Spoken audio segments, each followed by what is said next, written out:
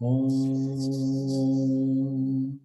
Sadashiva Samarambam Shankaracharya Madhyamam Asmadacharya Paryantam Vande Guru Paramparam Ishvaro Guratmeti Moti Veda Vivagine Vyomavda Vyapta Dehaya Dakshinamurtaye Namaha Sava Vedanta Sedanta Gocharam Tamagocharam Govindam Paramanantam Satguru Pranatoshmaham Om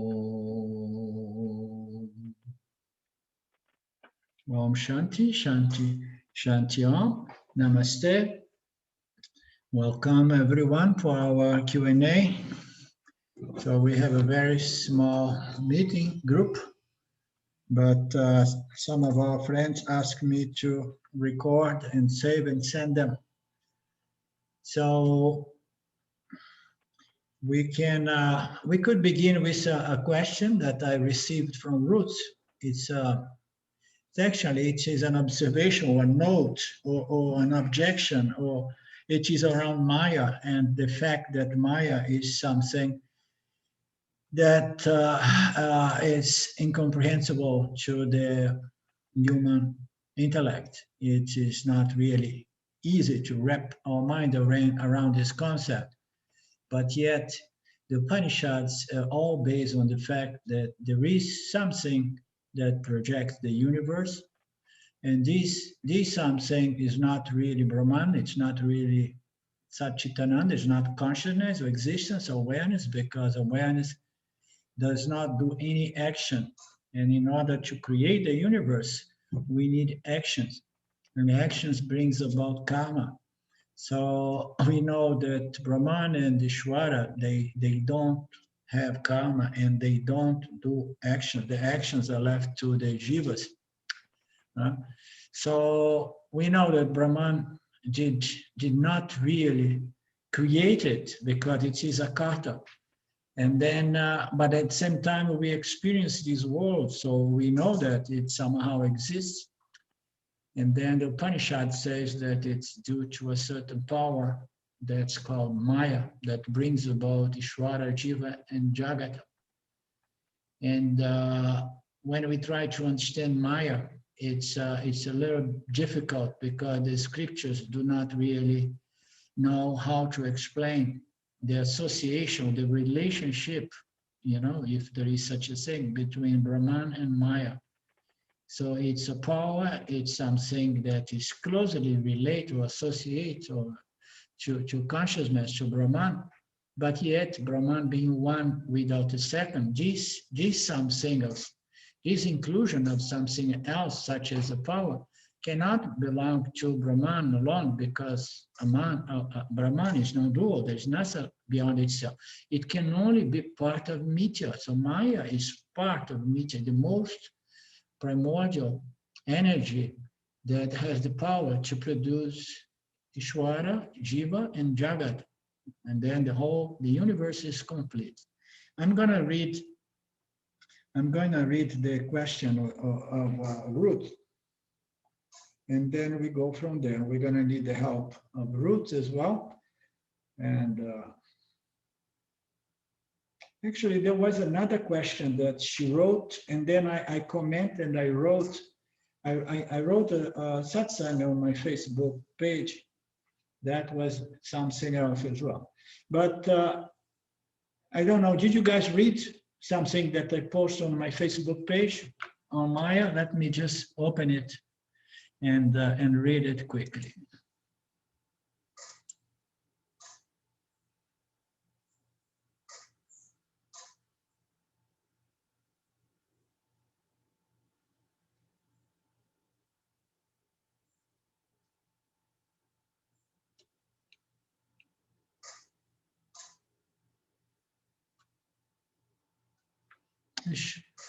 I have the video on the Facebook is having a hard time to open here. Okay.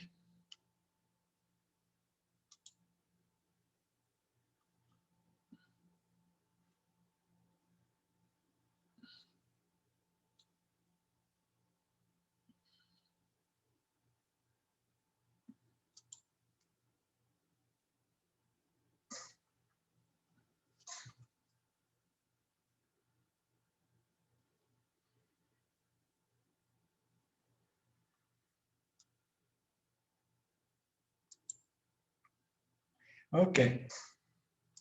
So the beginning of this conversation between me and Ruth was, it was in respect to our previous class when I was exalting Vedanta. And then Ruth was saying that it sounds something like an exaggeration or reminiscent of Christian view or of the Christ or Islamic view of Allah. Why does there always seem to be a claim to one and only one truth? Wasn't it said that truth is one no matter the name? I understand the need to preserve the tradition, but something that is real and alive does not change no matter what. So Ruth was presenting an argument from against the fact that that when I say that the Upanishads or the Vedic knowledge, okay, spiritual knowledge, it does not originate by anyone, but it was revealed direct from consciousness via Ishvara to the human jivas.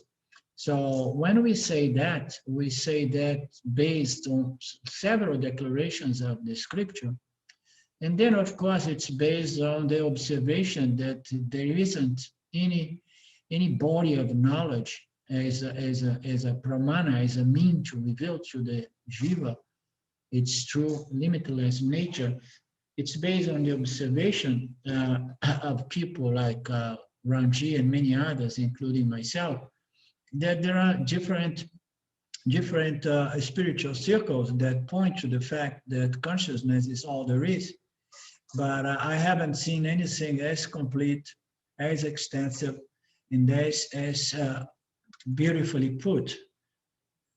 So are you with me still? Mm-hmm. Okay. So, and then I answered in my commentaries was, hello, dear Ruth. It's my understanding based on declarations of the Vedic scriptures that the Vedas were not originated by an individual, a human jiva, but it was revealed directly from consciousness to Lord Ishvara and the rishis. My own analysis, following the logic presented by the scriptures, brought me to full confidence in this scriptural statement. So there is a question of shraddha there, of confidence in this statement, which is not entirely based on observation, okay, and knowledge, but it's some of these statements, they mean they cannot be put to test, as we know. But once the individual develops a certain trust on the scriptures based on observing all those statements that can be put to test, okay, and then one extends one trust and say, okay, I will take even things that cannot be put to test. We cannot prove that this body of knowledge was directly revealed by consciousness, to the Rish. But there are several aspects, within this process, this relationship between the Jiva-Atma and the scriptures that conduce to a confidence and a trust that the scriptures are not really lying or exaggerating, and they are saying the truth. And it's relatively easy to understand that this universe is built, is constructed, is manufactured out of pure knowledge, okay? So there is pure knowledge, the word, the verb, out of this pure knowledge, intelligence, which we call Shvara, the universe is projected, it's sustained, and it is destroyed, recycled on a moment-to-moment basis. So we have this confidence that Jesus is intelligent design, and if we have an intelligent design, we need a blueprint. This blueprint is made out of pure knowledge. So now, if the universe is made out of pure knowledge, okay, and then there must be a pure knowledge that can be revealed to the human jivas, that facilitates the human jiva to understand the real nature of this universe. Okay, so in the language of Swami Paramarthananda, he often puts like the scripture is like a user's manual, a jiva's manual. It explains, you know, how the universe somehow was brought into existence, you know, from the most primordial energies, you know, sattva being one of them. Before sattva, we can speculate about prakriti as the base on which sattva guna develops, and the other two qualities or energies. So we can see that this universe unfolds from pure knowledge, and then Swami and several Swamis and Mahatmas in our tradition, they say yes. And due to the fact that the nature of reality cannot be perceived, so Ishvara, as the intelligent cause of this universe, has revealed certain spiritual knowledge, okay, for very spiritual contemplative minds that was trying to understand the true nature of this universe. And then there is this revelation, okay? So, and it is understandable that this revelation is not something transcendental or esoteric or mystical.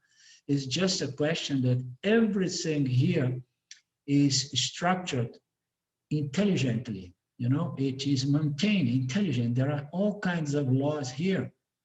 And there is this spiritual law, okay? Is the law by which Ishvara develops the first three energies and then develops the subtle elements and then begin composing certain objects and then begins developing the sense organs of the experiencing knowing agents. And so there is this science that explains how this is projected.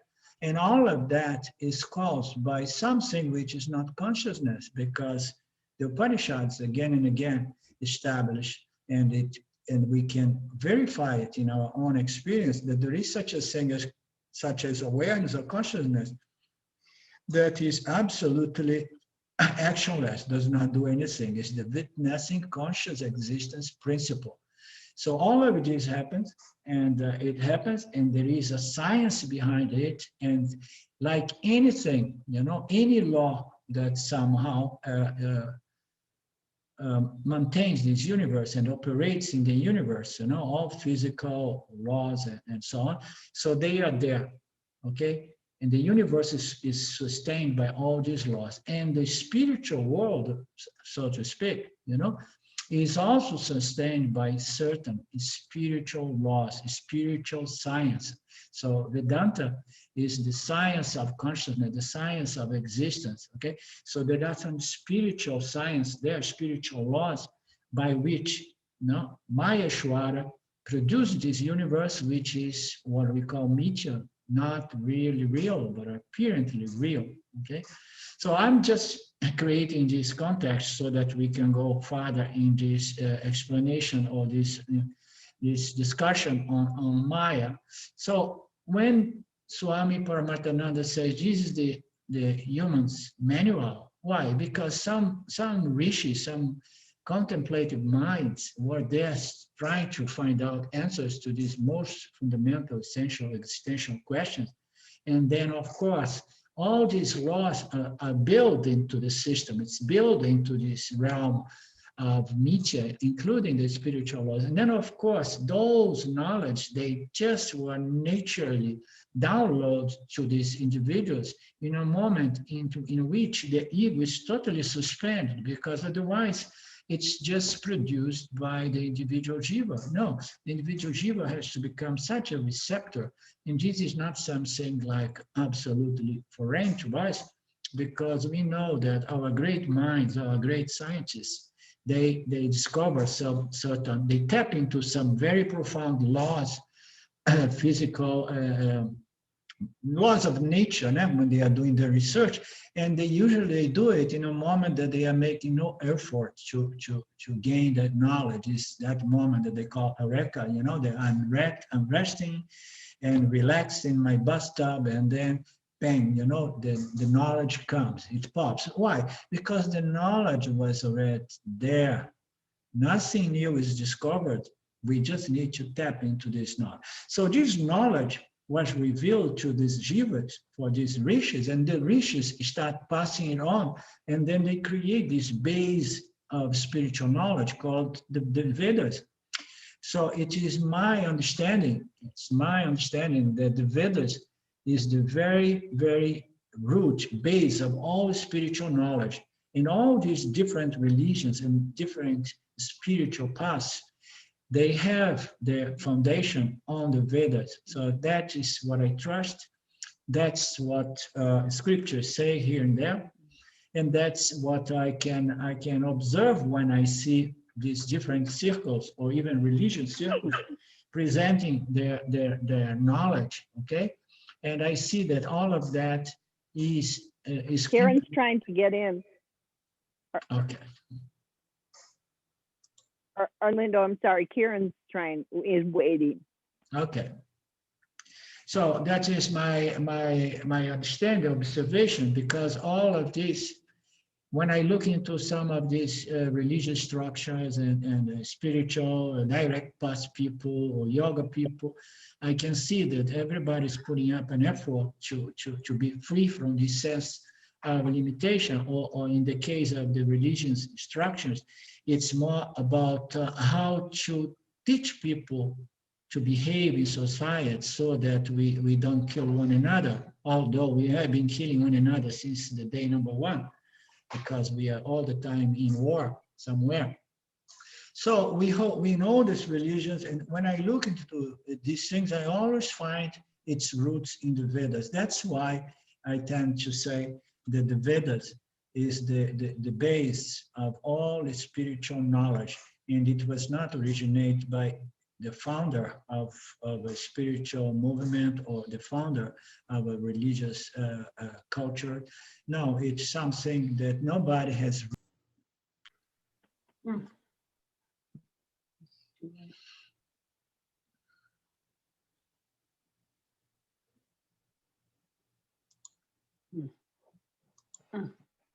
Okay, so let me see where I was.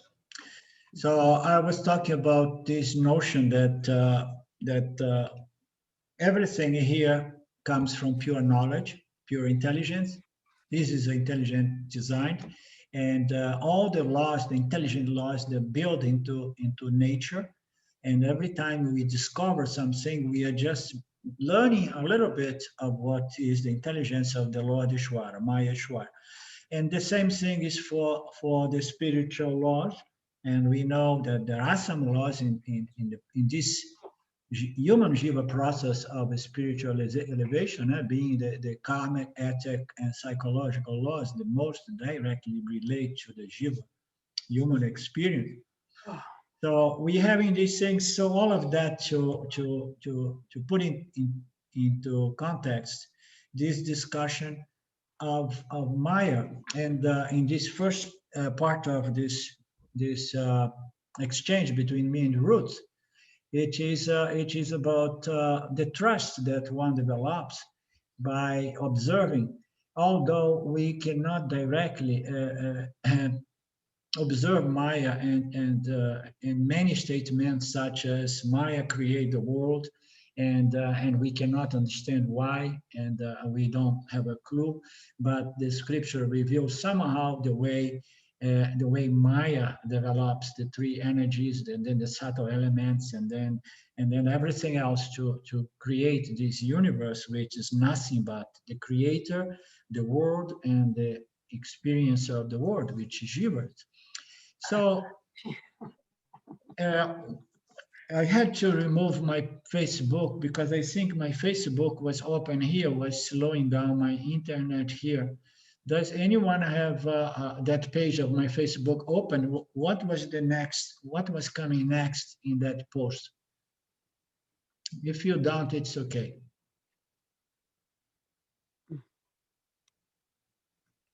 Oh boy.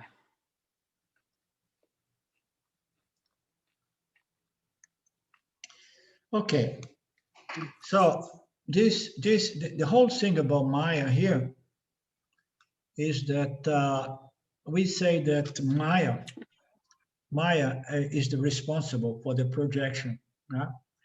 And this projection is mithya. It's something that, although exists, it's not really real. So what is something real? Something real is something that exists at all times and exists without depending on any other factor. It's self-independent, self-existing, self-luminous, self-conscious, okay? So it does not depend on something, okay? So that's why the Upanishad says that the nature of this universe, or the nature of the self, is non-dual. It's one conscious existence without nothing else. And everything that we see is a byproduct of Maya.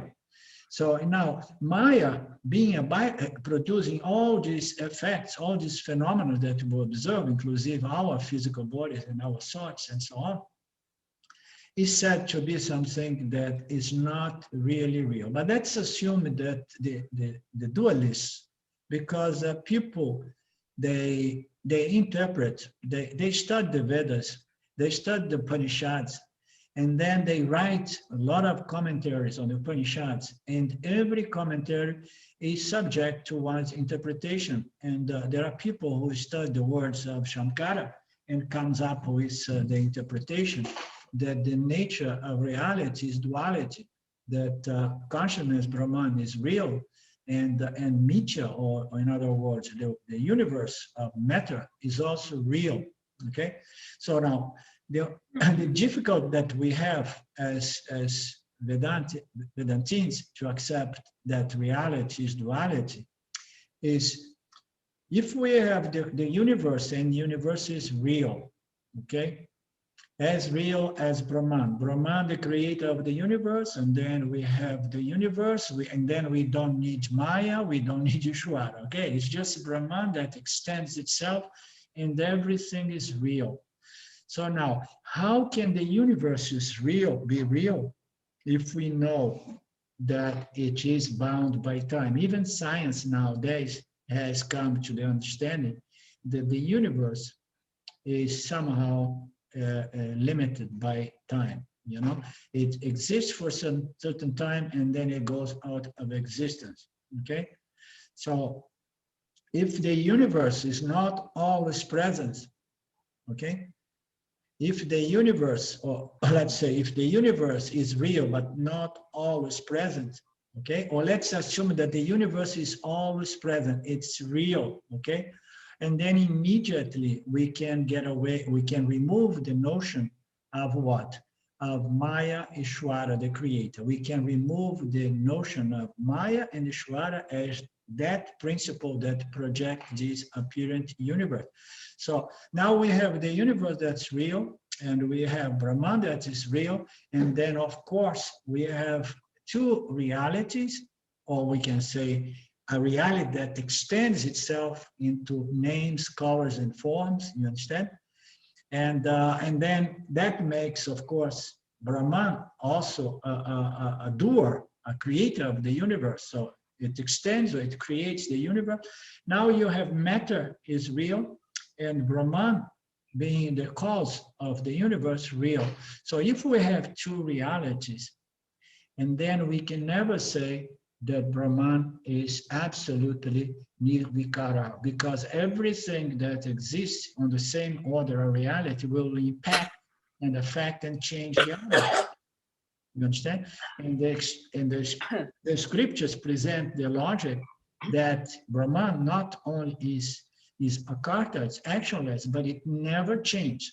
And if we observe our experience, when we see our conscious existence, we can verify that this conscious existence seems not to change, seems to be a nirvikara. It's always the same. The mind changes, but consciousness does not change. So there are a lot of arguments that can point to the conclusion that the nature of reality is non-duality, and the only reality is consciousness. And if we say that this is a fact, And then if we say, but yet we experience the universe, we have understood the universe is not always present. It has a deadline, an expiration date, okay, the universe. And then if we experience the world, it has an expiration date, has a creation date, now a date of fabrication, a manufacturing date, an expiration date, and so on. And then how can we exclude the idea of the creator? No, we cannot, because nothing exists without its creator. Nothing comes from nothing. We need something that produces the universe. You understand? So if we say that the universe is absolutely real, and then we have other problem, that we have two realities. We have Brahman, consciousness, existence, and we have the universe. And there are many philosophical arguments about this, whether the nature of reality is non-dual or it's dual, okay? So the thing about living in the belief that the nature of reality is duality, it gives room to the jiva to have a dualistic relationship with Brahman, with the Lord, with the creator. At this point, Brahman is the creator, you understand? And this is something that most people believe that is the best deal in town. You understand? It's the best game in town. You have to be a devote of Brahman and live your life dedicated to Brahman, giving thanks to Brahman. And then when you die, and then you can join Brahman as Brahman or something like that. So Vedanta says, no, you don't need to die to join Brahman, because you already joined to Brahman, because your nature is the same nature of Paramatma, Brahman. Vedanta just gives us the possibility to accept the fact of our fullness by collapsing this dualistic relationship between Brahman, the causeless cause of the universe, and the Jivatma, by stating that Jivatma in its essential nature is Paramatma. So let me go to the last commentary of Ruth, and then we can open for you guys also contribute. And then Ruth comes back and say, I guess we could go on discussing. Is it in Vedanta Brazil, or I cannot find the post in Facebook? It is in Vedanta Brazil? No, it's my page, on my page. So Ruth wrote, I guess we could go on discussing Maya forever and still not completely understand it. To me, this is the weakest point of Advaita. It's not totally logical like the rest of the body of knowledge called Vedanta. It fits, but not really. The intellect really has to be left behind for complete acceptance, or at least for me. There is a leap into the unknown.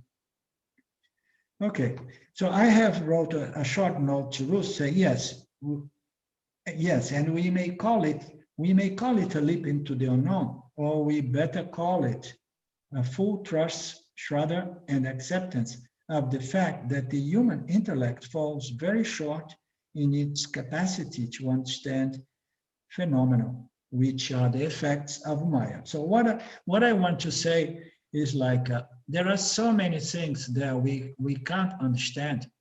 We don't understand nature. I mean, our best scientists are trying to understand how the universe is created and how, things are so beautifully designed, and what is the creator of this universe, what is the God particle, as some say.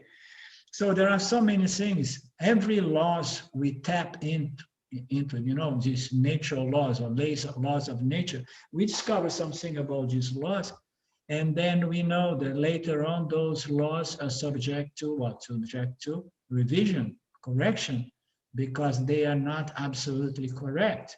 We keep changing our opinions, even on small things. I mean, for decades, we are still discussing whether eggs are good for us or eggs are not good for us. We have gone back and forth a few times. So we can't really understand simple things. The intellect falls very short in understanding the knowledge and the intelligence, which is the fabric of this universe, which is called Ishvara. You understand? So if we barely can understand really this simple, scientific laws or nature laws around us, we don't understand exactly how things grow, how a rose smells. We have no clue how Ishvara makes it. You understand? So it's no wonder that we have a difficult to understand Maya. So what I was trying to tell to Ruth is, we don't need to understand everything because Ishvara understands. We don't need to know everything because Ishvara knows everything for us. Ishvara is doing everything for us. Ishvara is the one growing the bodies of the new baby. We don't know how to make a baby, for example. No, we may know how to make love, but we don't know how to make a baby. So Ishvara knows how to make a baby. Ishvara knows how to process the pranas in our body in order to keep our digestion, circulation, and all our physiological functions working, you understand? So we don't know anything. We can't. So what I was trying to tell to Ruth is like, try not to be caught up on the fact that Maya is not really understandable to the human intellect, because there are many other things that we don't understand. And in any case, if we cannot really understand the effects of Maya, it should be no wonder that we don't understand Maya, which is the cause of this universe. So this was my point, and yeah. So the thing is that if we say that Maya does not exist, and then immediately we don't have this power that projects the universe, and then we run into a dualistic reality in which, the existence of consciousness, the existence of Brahman is no longer free and independent, because it is a dualistic reality. Is not a non-dual reality in which there is no factor on which, I, Brahman, depend upon, There is only Brahman, there is only consciousness, there is only awareness. But if we say, but there is matter as well, and matter is real, and then the existence of Brahman is not anymore unconditional, because everything impacts everything else as long as we have duality. If we have duality, we have the situation of things that impact one another mutually. You understand? So the only way we can state and we can observe and we can accept and realize our non-dual nature is also by observing the fact that there is such a thing as my existence and my consciousness that never changed. And it's not conditioned by anything that happens in media. Anything that happens in media is going to condition my mind, but never condition or affect my conscious existence. So there are many logics that we can observe following the teachings, that prove to the fact that the nature of consciousness is one without a second. Because if we have two realities, and then it's unavoidable that in media, for example, what we have all kinds of energies, and we've seen this lack, this rainbow of energies. We have the subtle body and the human jiva, or the jivatma. So jivatma, identifying with its intellect, it's going to feel what? Oh no, I am the self, but I change. So Vedanta comes in to say, okay, you have to understand that your nature is not the intellect, it's not the mind. Your nature is pure consciousness, which, by the way, is one without a second. So all of these teachings helps us to understand that we are not affected by anything else, although our intellect, which is an effect of Maya, which is Mitya, the intellect, the physical body, the causal body, the body of vasanas, everything is being in constant flux of change, because in Mitya is the order reality in which everything is impacting and changing everything else. So Vedanta again comes to say there is only one reality, something that never changes, something that is not conditional or dependent on any other factor. And these things is our true nature. Okay, so I would like to hear from Ruth or anybody else who wants to elaborate a little bit more on this discussion. Although I tell you, I'm not a scholar. I have never compared all these philosophies. I have never go much into there are 2 or 3 names of philosophies, you know, that Shankya and even Buddhism is a evolution of Shankya, that they have strong arguments with the Upanishadic people, trying to say that reality is duality. So I have never had the time, energy, and interest to go into that. And my trust and what motivates me to share this knowledge is because it works for me, and it seems to work for other people. And that's what we want. We want to free ourselves from this nagging sense of incompletion, limitation, and insufficiency, inadequacy, which are inherent to the body-mind complex called jiva. So anything from anyone, Ruth? Well, bottom line, it feels like an intellectual construct to me, the whole idea of Maya, to explain what we can't explain and to make it fit into the philosophical, package, which is fine. It's fine. But I just continue to say that I think it's like the weakest point when everything else is so logically built, and then you come to this point, well, we can't explain this, but this is how we think.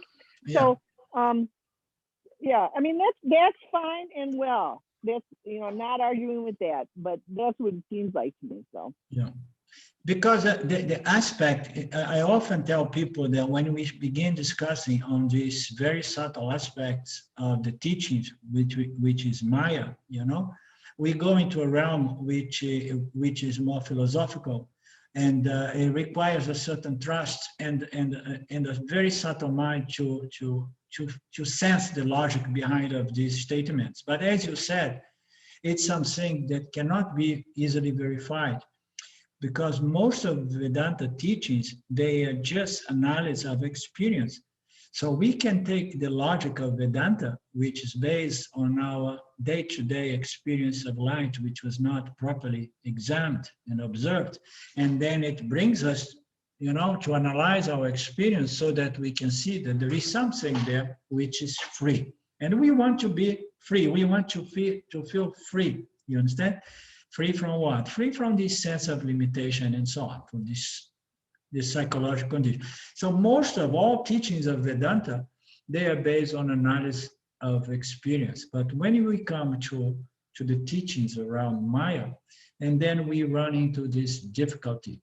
And my suggestion is that we avoid to find weakness in Vedanta by looking into these teachings, which are not easily verifiable, because it's extremely subtle. I mean, Maya is the cause.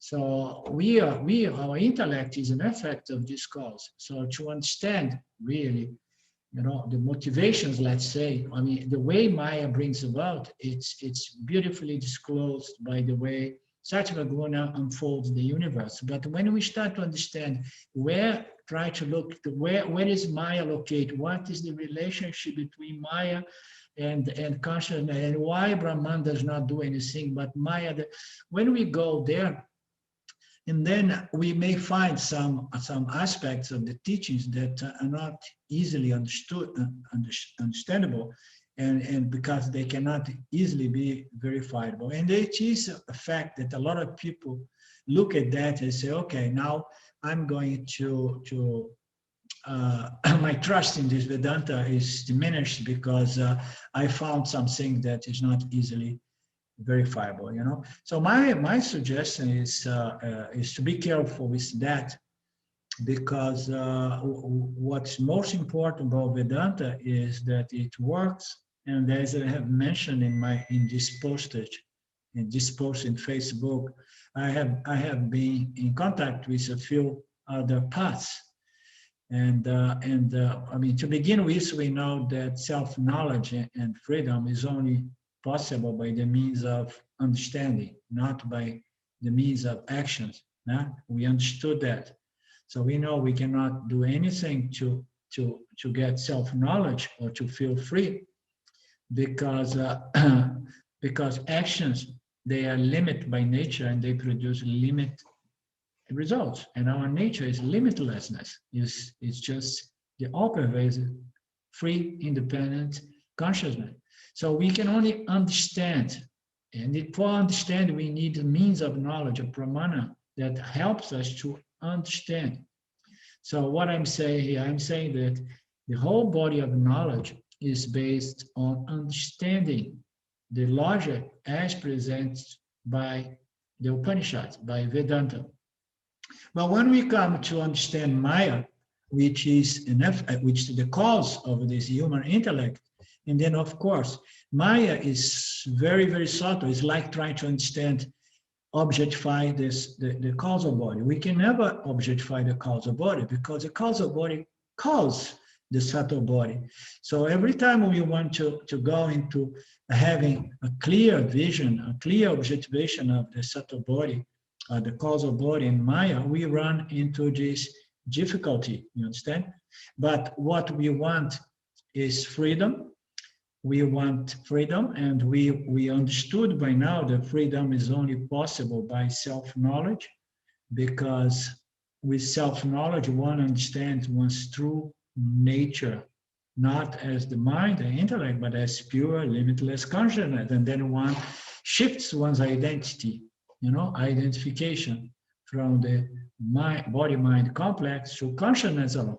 And then it is possible, and it's only possible by the means of understanding, knowledge, okay? So I have been in the spiritual world for over 30 years before this clear understanding happened to me. And I can tell that I have never met a body of knowledge that somehow is as complete as Vedanta, you understand? And it says clearly that there is nothing you can do, because your problem is not a problem about actions and results, although actions and results serves the purpose to prepare the intellect. But freedom is only possible by discrimination, you understand? Understanding that you are not the intellect, okay? So that is my suggestion. And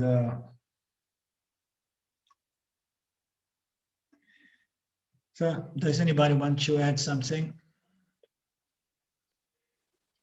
Yeah, I'd like to say, the thing is, Maya, I've heard Swami Dayananda call Maya a dependent reality. And the fact is, whether you call it Maya or the creation or whatever you call it, it depends on consciousness. Without consciousness, where does it appear? We need the consciousness. So even if Maya at the end of the day is only a name, and even if Maya doesn't exist, it's still, the creation is dependent upon consciousness. So it's not the true reality. The true reality has got to be consciousness, because everything appears there and everything resolves there. So yeah, that's what I'd like to say to that. So that in itself proves itself. Yeah. Yeah, I would like to add to what you say, Mark, is that nothing comes from nothing. So if we experience ourselves and we experience this universe, there must be a cause, you understand? And it's only a question of establishing that there is a creator here, and this creator is Maheshwara, you understand? But Maheshwara is an aspect of Nitya itself. is energy, you understand? And but therefore, all of this is within the same package of Mithya. It's all an appearance reality. That's why all of this depends on consciousness, and consciousness being the only reality. The moment that we establish that matter, energy, the universe is real, and then we run in several philosophical discussions, you know. But to me, it's like if matter, if the universe is real, and then reality is duality, because we know that there is the conscious awareness that witness the world. And if that conscious awareness is real and the world is real, and then we have a situation in which consciousness is not the only factor, it's not free and independent, it's going to be affected by the other aspect of reality, because now reality became two. Yes, Ruth? I think part of this, and I hate to even get into this area, but has to do with our concept of time and space. That when our discussions tend to be linear because of where our minds are intellectual. But if you think of in the Vedic terms, in terms of this being cyclical, there is no point of creation and there is no point of dissolution either. So, you know, it's all one big ball rolled into one. Yeah. Well, so, yeah, that is going back to what Marcus is saying. Yeah. There is no real creation, because this is an apparent creation, and this apparent creation, Ruth, is not linear, because the Upanishad reveals that something that is not real, it can only appear and disappear like everything else. When it appears, everything within the universe appears and disappears, is born and dies, you know. So we have everything within Mithya appearing and disappearing, including the universe. So is it really created? Yes and no. There is a creator, but this creator, this Maya Shwara principle, it somehow it goes into deep sleep, to use the analogy of the day and the night of Brahman. When it unfolds, we have the manifestation of this Jiva, Ishvara, Jiva, and Jagat. When it somehow it unfolds back, it disappears from manifestation, it remains still in its seed potential format, you understand? So it's all the time there, and it never has a one day, a day number one, because Maya is as beginningless as consciousness, as Brahman. It's all beginningless. In other words, Mithya is beginningless. It's always there.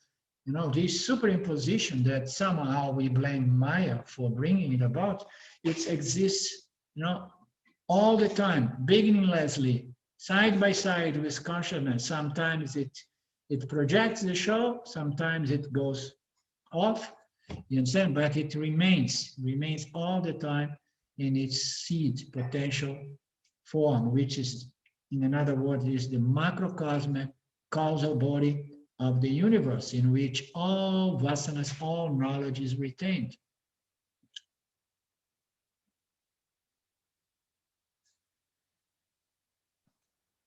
One more point I'd just like to say is, goes back to what you were saying about Shraddha, about faith.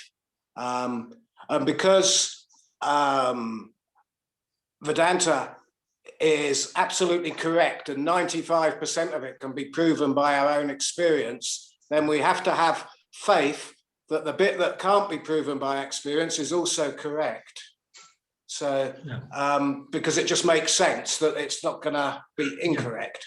Yeah, when you did, So, when it's you just about Shraddha, I guess. when we develop trust in a friend, you know, and then you in the beginning you observe to see if what he says is what he is, and so on. And then once this trust is developed, you can say, no, I trust this guy. I don't even need to verify anymore. I mean, what he's saying is doing, because I trust. You understand?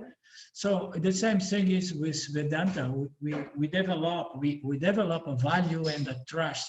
This trust has to be based not on blind faith, but has to be based on the application of this knowledge and the observation that it works, until you come to a point that says, okay, I think there is no reason for this this body of knowledge to say any lie here, because it has been saying things that I have been proving to be a fact, you know. And if there are certain things that I don't see yet as a fact, it does not mean that the scriptures are misleading or deceiving or lying to anybody, you know. So that's how I see it, and that's what you said, you know, in different words. So I have trust in this body of knowledge. I don't question it, because I have developed a value, a trust, a shraddha, that the scriptures, they are pointing out, you know, to facts and pointing us in the right direction. If certain things I don't understand is due to lack of certain qualifications, and it's important to understand that shraddha is one of the very basic, most important qualifications. You understand? Not that we should never have a critical mind. In the beginning, we have to use it, because we know in the spiritual world there are a lot of people, you know, trying to mislead or take advantage of seekers, you know. But it comes to a point that qualification is developed, and then it's okay. I mean, you understand? No, if I can't understand it, I'm not going to blame the scripture. I'm going to not even blame myself, because I know that qualifications are required. I'm going to work on developing more qualifications, remembering that shraddha is also one among all other qualifications. You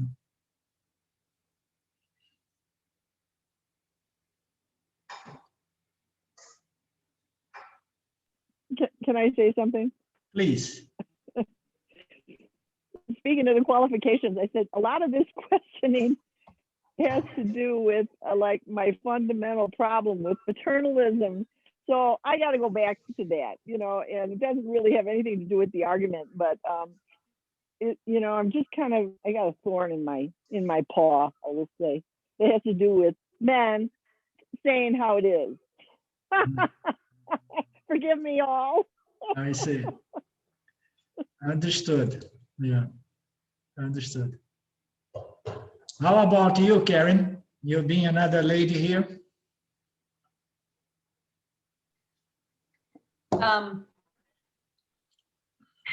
You know, I've been kind of muddling around because I got in late. I wasn't able to get in with the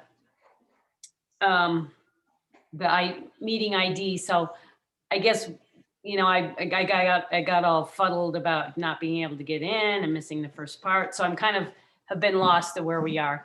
But I guess this is a point to just say, are you able to just include the link with your email, because it hasn't been there the last couple of times, and I've been trying to find the right there is no ID to get in. There is no, okay, the link for the class today was not in there?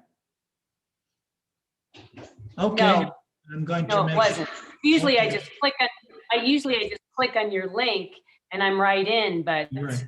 there hasn't been a link. I've had to find the meeting ID, Okay. and then I was texting Ruth, and she Okay. told me that I was missing a number. So yeah. Okay, Karen, and then maybe you, when something like that happens, I'm gonna look to see what is different now. If the link is not really hot, alive, you understand? You copy it and then you paste it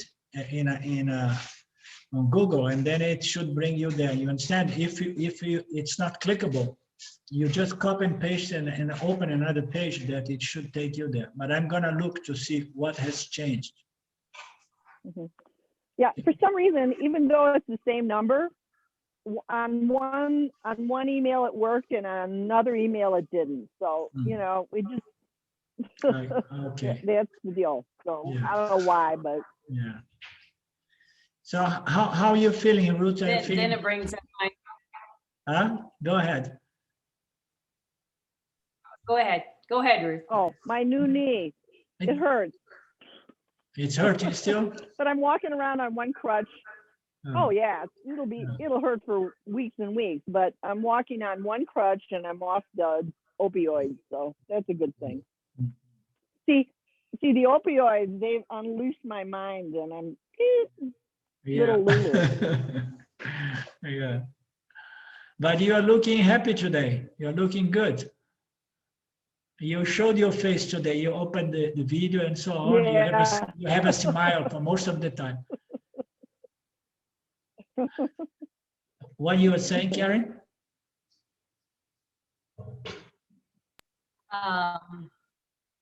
Well, I guess it's, I mean, it kind of brings back to, I kind of went through the whole, because I'm not good on computer stuff. I'm not good at copying and pasting. And so anyway, just frantically trying to get in this morning brings up the inadequacy piece, of like, oh, I can't do it. I'm dumb. So anyway, I'm relating that to let go of it. I have it all. Okay, I will make sure I will take the link directly from Zoom freshly every week to make sure that you don't have to run into this vasana of inadequacy anymore. How about that? It's good practice for me to let go of inadequacy, right? Yeah, well, I was going to say, yeah, it's a good practice. Yeah, nothing wrong. Yeah. So how about you, Claudio? Are you still troubled with Maya, Mr. Maya? No, now it's way more clear. I like the concept of Maya because even before Vedanta, I was thinking about something that was this idea, it was confusing at that time, but now it's more clear and I understand it. I think it's very useful. Yes, okay, it's hard to understand.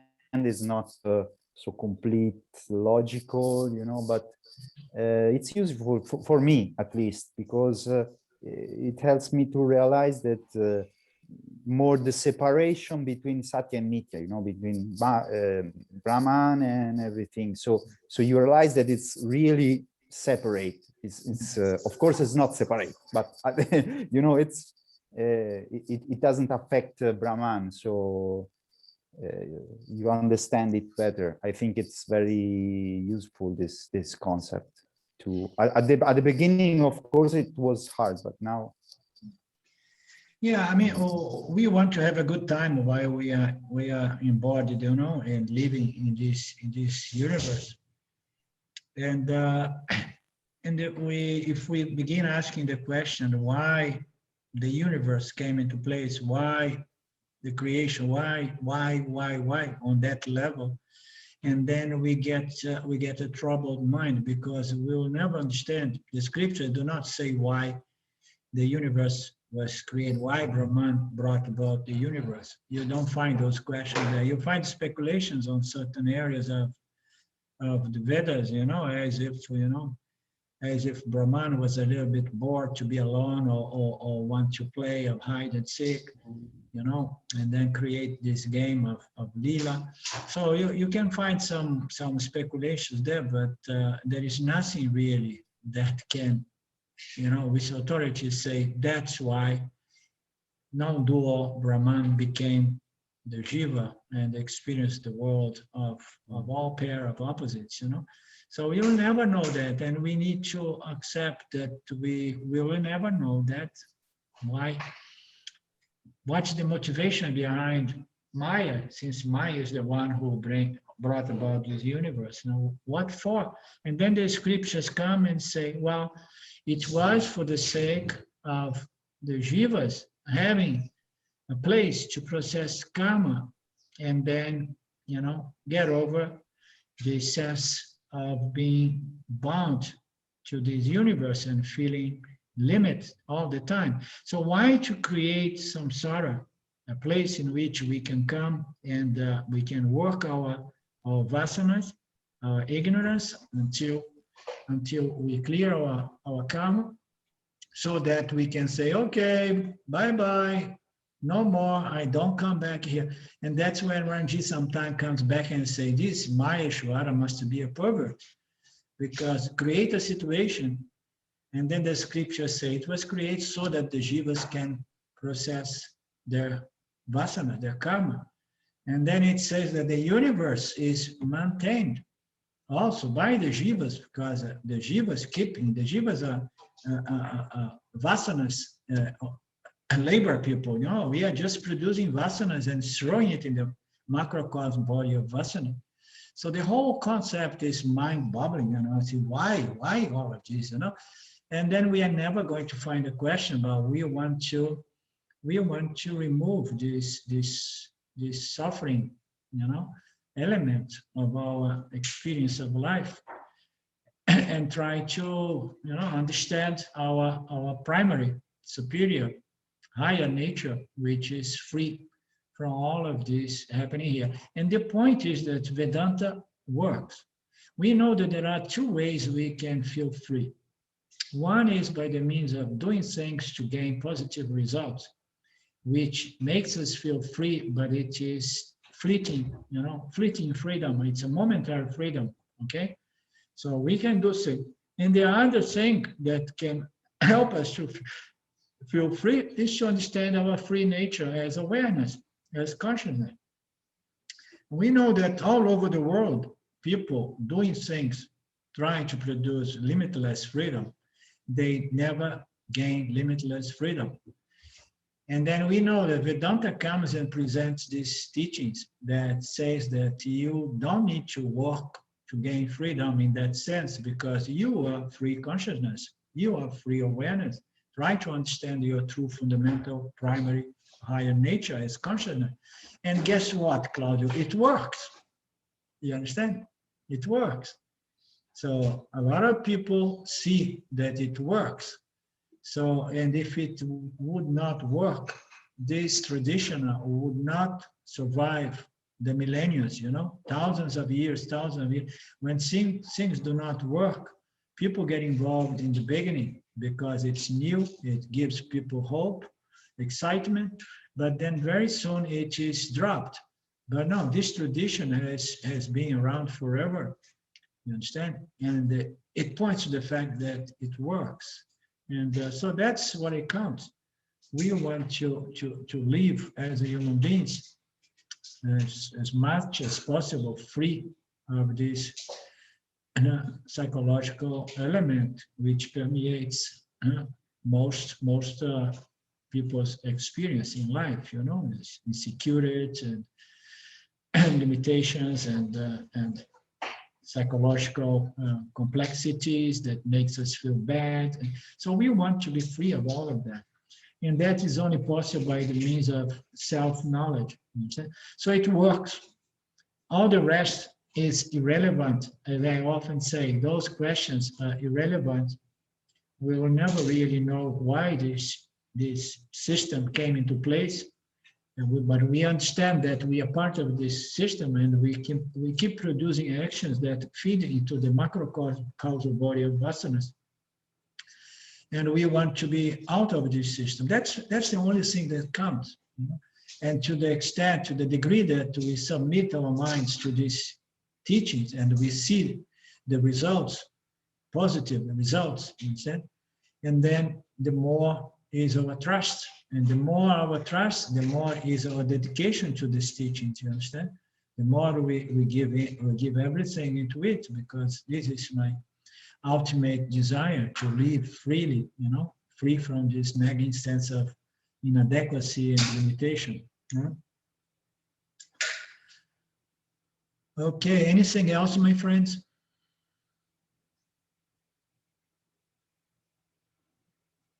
It's always quite thing to talk about Mr. Maya, you know. So I think we should change. We should call Mr. Maya the Mrs. Maya. That can make it easier for us. She's a lady. Oh, Mr. Maya, the know-it-all. Okay. Om Purnamada Purnamidam Purnamudachyate Purnasya Purnamadaya Purnamevavashishyate. Om Shanti Shanti Shanti. Thank you, my friend. We meet again next Monday Pancha does. Okay, I will send very good links in the next email. Much love. Ciao, ciao. Thank you. Ciao, ciao.